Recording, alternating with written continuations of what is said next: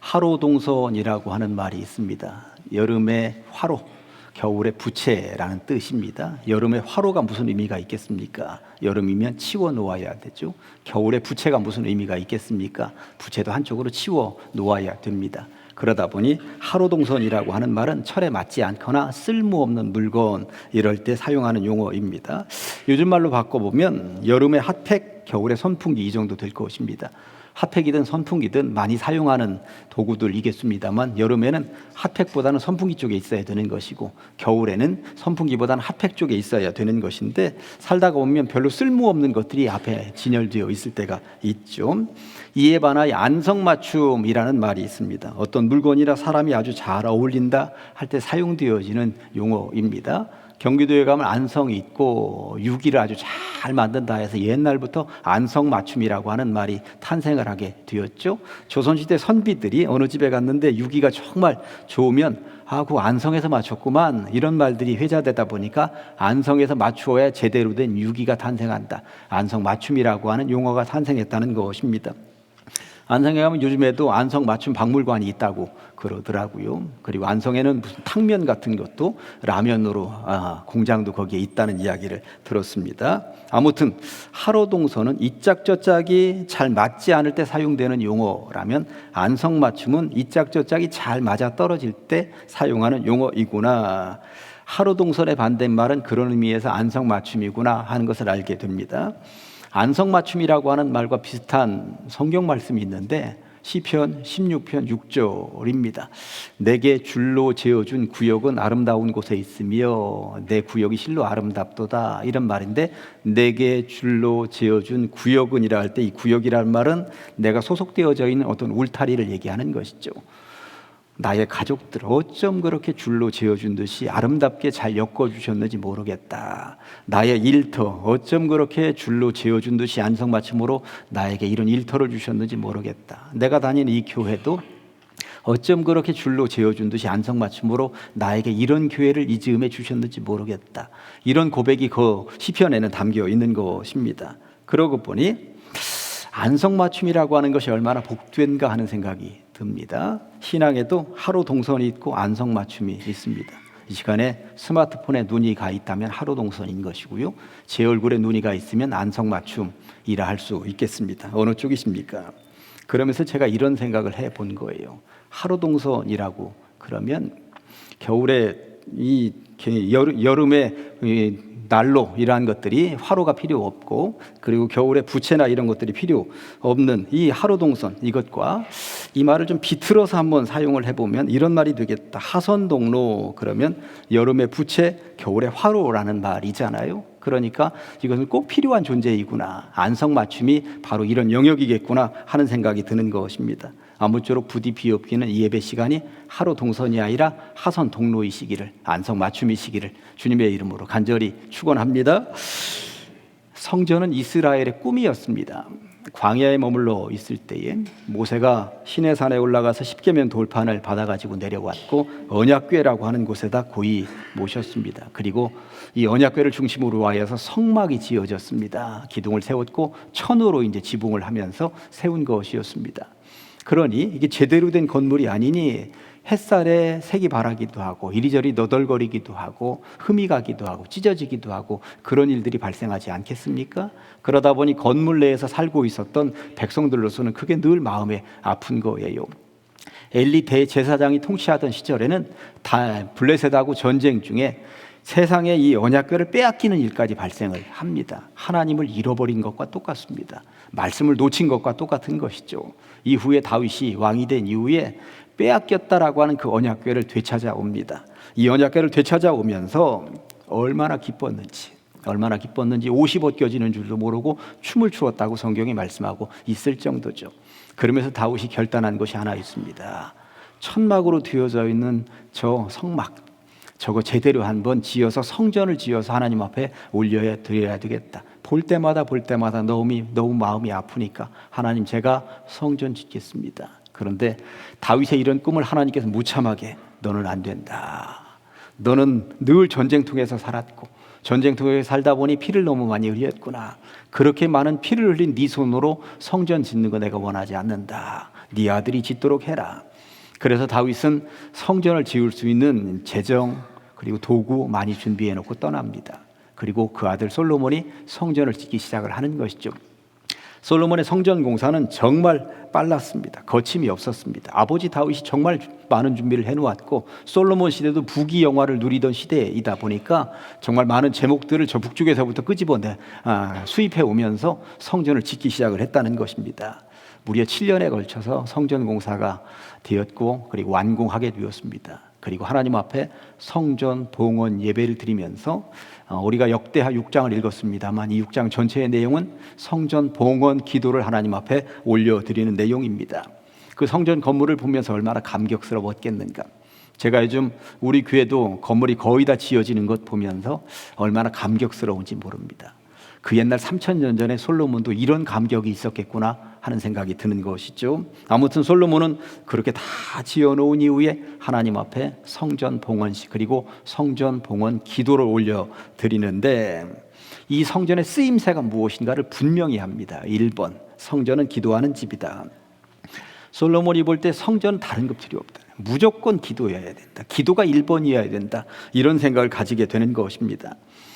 솔로몬이 성전 봉헌 기도를 하는 내용이 역대하 6장에 길게 나와 있습니다만 오늘 몇 절만 지금 읽은 거예요. 그 중에 19절부터 21절까지를 제가 다시 한 번 더 읽어드리려고 하는데 어떤 내용이 주로 반복적으로 등장을 하는지 여러분들 보시기 바랍니다. 그러나 나의 하나님 여호와여, 주의 종의 기도와 간구를 돌아보시며 주의 종이 주 앞에서 부르짖는 것과 비는 기도를 들으시옵소서. 주께서 전에 말씀하시기를 내 이름을 거기에 두리라 하신 곳 이 성전을 향하여 주의 눈이 주야로 보시오며 종이 이곳을 향하여 비는 기도를 들으시옵소서.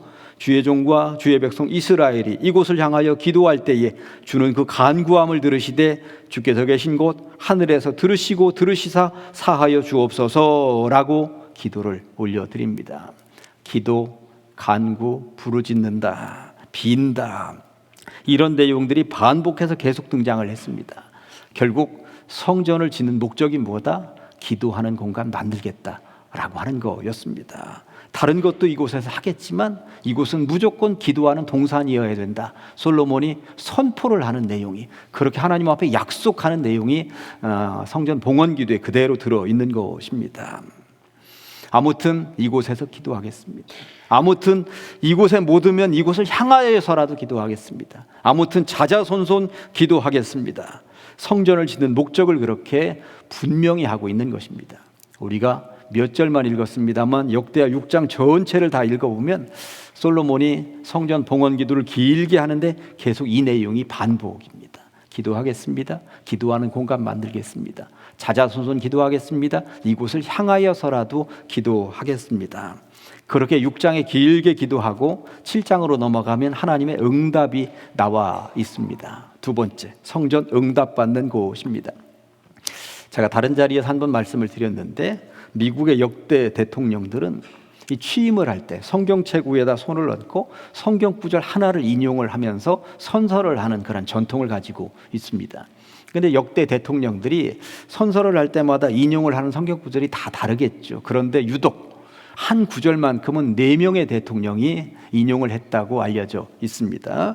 링컨, 아이젠하워, 레이건 그리고 오바마 대통령 같은 경우가 한 구절, 역대하 7장 14절 말씀을 인용했다고 하는 것입니다. 40명이 넘는 미국의 역대 대통령들인데 각자 좋아하는 성경 구절, 백성들을 이끌면서 이게 가장 귀하다 하면서 각자 다른 성경 구절을 인용할 수 있을 텐데 굳이 역대하 7장 14절 말씀을 왜 인용했겠는가? 이게 바로 역대하 6장의 솔로몬이 하나님 앞에 성전 봉헌 기도를 하면서 하나님 이렇게 해주십시오 기도했더니 그 응답이 7장에 있는 거거든요. 그러다 보니 이 응답대로 우리나라가 이렇게 되었으면 좋겠다 생각을 가지게 된 것입니다. 역대하 7장 14절 말씀이 이렇습니다. 내 이름으로 일컫는 내 백성이 그들의 악한 길에서 떠나 스스로 낮추고 기도하여 내 얼굴을 찾으면 내가 하늘에서 듣고 그들의 죄를 사하고 그들의 땅을 고칠지라. 응답의 내용이 무엇입니까? 들어주시겠다는 것. 죄를 사해 주시겠다라고 하는 것, 이 땅을 고쳐주시겠다, 회복시켜 주시겠다라고 하는 것입니다. 그러니 이대로 되었으면 좋겠다는 생각들을 미국의 많은 대통령들이 하게 되었다는 것이죠. 그런데 중요한 것은 응답만 중요한 게 아니라 그 앞쪽에 어떤 기도를 해야 이런 응답이 있는가, 이것도 중요한 것입니다. 악한 길에서 떠난 기도여야 된다는 것입니다. 세상에서는 못되게 악하게 살면서 전에 와서만 기도한다고 들어주시는 것이 아니라는 것이죠. 스스로를 낮추는 기도여야 된다라고 하는 것이고, 세 번째는 내 얼굴을 찾으며 오직 하나님의 이름으로 고침받길 원합니다. 하나님의 이름으로 회복되길 원합니다. 하나님의 능력으로 모든 일이 진행되길 원합니다. 그렇게 기도할 때 주님이 응답을 주시겠다고 말씀하고 있는 것입니다. 그런 이후에, 이런 기도가 있고 이런 응답이 있은 이후에 주님이 아주 방점을 찍어서 주시는 말씀이 올해 우리 교회 중심 구절이죠. 역대하 7장 16절입니다. 이는 내가 이미 이 성전을 택하고 거룩하게 하여 내 이름을 여기에 영원히 있게 하였습니다. 내 눈과 내 마음이 항상 어디에? 여기에 있으리라. 이곳은 어떤 곳입니까? 주님께 기도하는 곳입니다. 하나님의 응답이 있는 곳입니다. 그곳에 하나님의 눈길과 하나님의 마음이 영원토록 있겠다고 주님은 약속하고 계신 것이죠. 부디 비옵기는 우리가 예배드리는 이 공간, 그리고 이제 들어가서 예배드릴 새 성전에 주님의 임재가 이렇게 임하게 될 줄로 믿습니다. 주님의 눈길과 주님의 마음이 영원히 있다면 무엇가 더 필요하겠습니까? 그런데 그때로부터, 솔로몬 시대로부터 1000년의 세월이 흘렀습니다. 예수님 시대가 되었습니다. 하늘 보좌를 버리고 예수님이 이 땅에 내려오셨죠. 그런데 어쩐 일입니까? 예수님께서 성전을 향하여 채찍을 드셨습니다. 그리고 성전을 완전히 뒤집어 엎으셨습니다. 왜 그랬을까요? 성전이 성전으로서의 기능을 상실했기 때문입니다. 세 번째, 하루 동선이 된 성전. 여름이 지나면 부채는 한쪽으로 치워 놓아야 하고 겨울이 지나면 화로도 한쪽으로 치워 놓아야 합니다. 만약에 안성에서 6일을 계속 맞추는데 세월이 흐르다 보니까 이거 여기보다 더 잘 맞추는 곳이 있네. 그러면 안성을 굳이 찾아갈 이유가 없겠죠. 그러니까 꼭 필요한 곳으로 사람들은 찾아가고 꼭 필요한 물건을 옆에다 두게 되어 있는 것입니다. 성전도 마찬가지입니다. 성전은 기도하는 공간, 이 목적을 향하여서 지었습니다. 그런데 성전의 기도가 사라진다면 어떻게 될까요? 솔로몬 시대 이후에 이사야가 이런 말을 한 적이 있습니다. 이사야 56장 7절에 보니까 그들의 번제와 희생을 나의 제단에서 기꺼이 받게 되리니 이는 내 집은 뭐다? 기도하는 집이라 일컬음이 될 것임이라.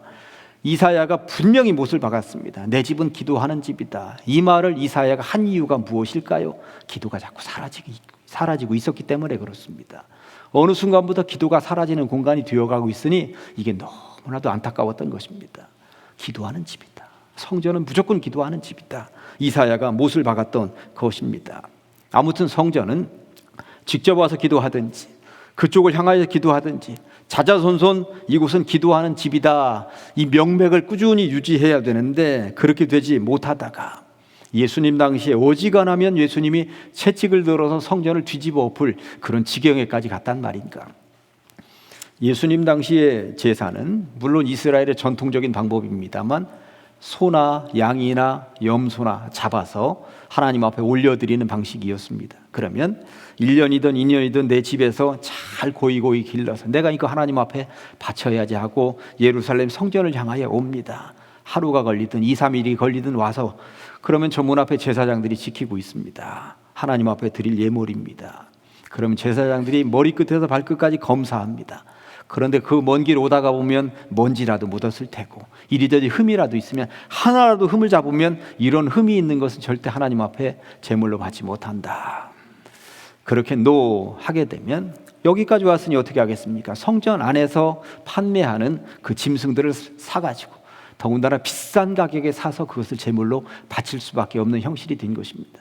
그러니 성전 안에는 짐승들 소리로 얼마나 대소변은 또 퍼질러지게 싸고 그러면 성전 입구가 어떻게 되는 것이겠습니까? 기도할 수 있겠습니까?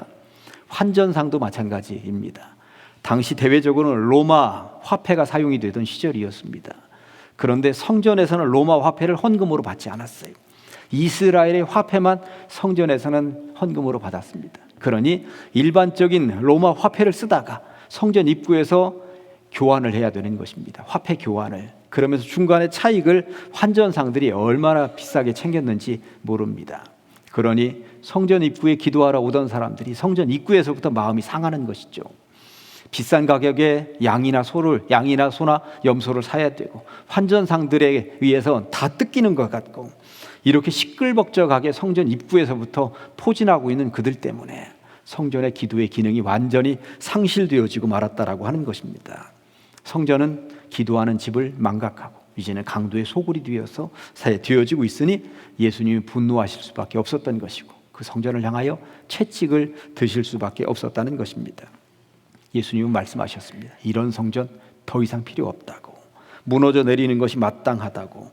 예수님께서 보시기에 성전은 이제 여름 지난 부채처럼 겨울 지난 화로처럼 창고 한쪽에 둬야 되겠다는 생각을 하셨던 것이 분명하죠. 그렇다면 끝일까요? 기도하는 공간, 성전이 무너졌으니 기도도 이제 끝나게 되는 것이겠느냐, 이 말입니다. 하나님께서는 기도하는 공간을 하나 새로 선물로 주셨습니다. 교회입니다. 이제 네 번째 마지막으로 교회, 기도하는 집. 사도행전 2장을 읽어보면 교회 탄생하는 이야기가 거기 나와 있습니다. 예수님께서 부활 그리고 승천하시는데, 부활하시고 승천하시기까지 이 땅에 머물러 있었던 기간이 40일이었습니다. 제자들 앞에 모습을 보이셨고 많은 성도들 앞에 모습을 보이셨습니다. 그렇게 40일 동안 머물러 계시다가 승천하신 이후에 제자들과 성도들이 120명이나 모여서 마가다락방에서 열흘 동안 간절히 기도합니다. 그리고 탄생한 것이 교회입니다. 성령이 임했고 그리고 교회가 탄생하게 되었다는 것이죠. 그러니 기도를 빼놓고 교회 탄생 이야기를 할 수 없고, 기도를 빼놓고 성령의 임재를 이야기할 수 없게 된 것입니다. 여러분들에게 물어봅니다. 기도 가장 잘 되는 곳이 어디일까요? 교회죠. 집에 기도 공간을 간직하고 있는 분들이 계실런지 모르겠습니다만 교회에 나와서 기도하는 것을 따라잡을 수 없죠. 새 성전에 들어가면 개인 기도실 두 군데 만들어 놓았습니다. 우리 성도님들이 오셔서 마음껏 언제든지 기도할 수 있는 공간입니다. 저는 또 개인적으로 전에 있었던 교회 가면 최고 본당의 앞자리 가서 기도하는 게 그렇게 좋더라고요. 최고 앞자리에서, 그 성전의 가장 앞자리에서 기도하는 모습, 그 모습을 하나님께서 기뻐 받으실 것이 아니겠는가, 저는 그런 생각을 하면서 본당 앞자리 가서 앉는 것을 좋아했습니다. 아무쪼록 기도를 상실한 교회는 폐기처분이라고 하는 것을 성전이 그렇게 되는 모습을 보면서 우리들에게 말씀하고 계신 것입니다. 한때 서울대학교에서 후학을 길러냈던 유한진 교수는 어린 시절 새벽마다 교회에서 들려오던 종소리를 기억하면서 이런 시를 썼습니다. 그리운 종소리. 교회 마을 십리 밖에 나는 살았다. 잠결인지 꿈결인지 새벽이면 들려오는 댕거랑 댕거랑 문풍지 소리만큼 여린 숨소리를 잠기가 밝았을까 나는 들었다. 일어나 일어나. 귀에 익은 어린 음성 소년 예수가 내 귓볼에다 그렇게 소곤댔다. 일어나도 잠에 취하여 베개에 얼굴 묻고 무어라 기도했나 생각나진 않지만 아직도 생생한 40년 전 종소리, 창호문에 베어두는 새벽 물벌 같은 파르스름 열리는 소년의 숨결이여. 십리길 멀다 않고 산을 넘고 물을 건너 까막머리 덮고 자는 내 소라귀로 새벽마다 달려오던 그 맑은 숨소리여. 서울까진 못 오는가. 안동군 엄동면 장터마을 중평교회 나의 첫 교회에 그리운 그 종소리는 이라고 시인이 써놓았습니다. 어린 시절 교회 종소리, 새벽 종소리 들리면 어린아이가 잠결에 그냥 베개에다가 얼굴을 묻고 뭐라고 중얼거리는 생각나진 않지만 그래도 엎드려서 졸린 눈을 비비면서 했었던 그 기도가 오늘의 나를 만들었다고 고백을 남기고 있는 장면이 아니겠습니까? 안동 이야기 하나만 더 해볼까요? 경상도 안동에서 교회 종지기 생활을 하셨던 강아지똥의 저자 권정생 선생님은 이런 글을 쓰셨습니다. 새벽 기도가 끝나 모두 돌아가고 아침 햇살이 창문으로 들어와 비출 때 교회 안을 살펴보면 군데군데 마룻바닥에 눈물 자국이 얼룩져 있고 그 눈물은 모두가 얼어 있었다. 그렇게 차디찬 바닥에 무릎 꿇고 기도하셨던 우리네 부모님들은 그 덕분에 우리가 이렇게 있는 것이고 한국교회가 이렇게 있는 것이죠. 그 눈물이 얼어가는 줄도 모르고 기도하셨던 그분들 덕분이라고 하는 사실을 우리는 잊을 수가 없습니다. 교회는 기도가 살아있을 때 안성맞춤입니다. 기도가 사라진 교회는 하루 동선인 셈이죠. 기도가 사라진 성전은 가차없이 내팽개침을 당하는 것처럼 교회의 기도가 사라진다면 생각만으로도 아찔합니다. 이제 말씀 정리합니다. 신약 시대의 교회는 구체적 구약으로 말하면 기도하는 성전입니다. 교회보다 더 기도하기 안성맞춤인 곳이 또 어디에 있을까요? 새 성전에 들어가기 전에 기도의 자리에 머물기를 좋아하는 안성맞춤의 성도님들이시기를 주님의 이름으로 간절히 축원합니다. 기도하십니다. 하나님 아버지 감사합니다. 하나님께서 거룩한 주일 우리를 불러 주시옵시고 기도에 대해서 살펴보게 하시니 감사합니다. 성전에서 기도가 사라질 때 무너져 내릴 수밖에 없었던 것처럼 이 교회에 기도가 사라진다면 어찌 되겠습니까? 기도하는 백성들 되게 하시고 새 성전의 예배를 기도로 준비하게 하여 주시옵소서. 오늘도 모여서 예배합니다. 기도를 생각합니다. 기도의 일꾼들 되길 소망하오며 예수님의 이름으로 기도합니다. 아멘.